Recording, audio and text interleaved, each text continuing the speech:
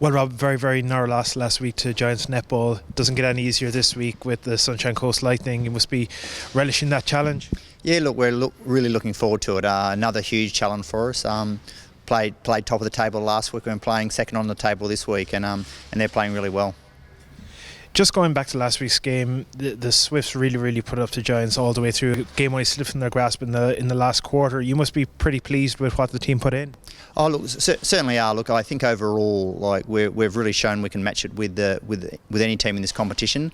It's probably just that fourth quarters is probably causing us a bit of grief at the moment. So it's just about trying to just get a bit more consistent for 60 minutes rather than probably for three quarters of a game. There's lots of challenges presented everywhere by the Lightning, none more so than Caitlin Bassett, but there's also some familiar faces with Steph Wood and Laura Langman. You must be relishing coming up against them again.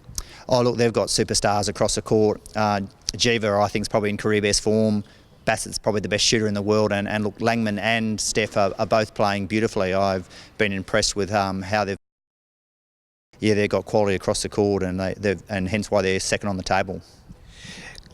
After last week's game, do you think the fact that the Swifts managed to stay with the Giants all the way to the end, that'll give them the experience to maybe go a step further this week and get that win over one of the top teams? Oh, look, I'm hoping so. Like every time we go out against any side, and especially these top sides, it just gives us a real opportunity to compete and really challenge our skills against the very best. And we keep showing that we can do that for big periods of the time. It's about now getting consistent over 60 minutes. This competition, clearly the best in the world, and you're off for 5 or 6 or even 10 minutes, and you can get blown away. So it's really important to just little bits at a time and just be consistent. The average age of the Swifts is just 22 years of age, which is by far and away the youngest in the competition. You must be very pleased, though, with the progress that they have been showing. Oh, look, I'm really excited around that.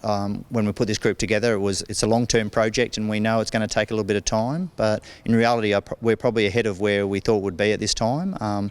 And so every week, I think we're getting better and we're showing where we're heading. So look, I'm really pleased with that, and every game is just another opportunity to get better.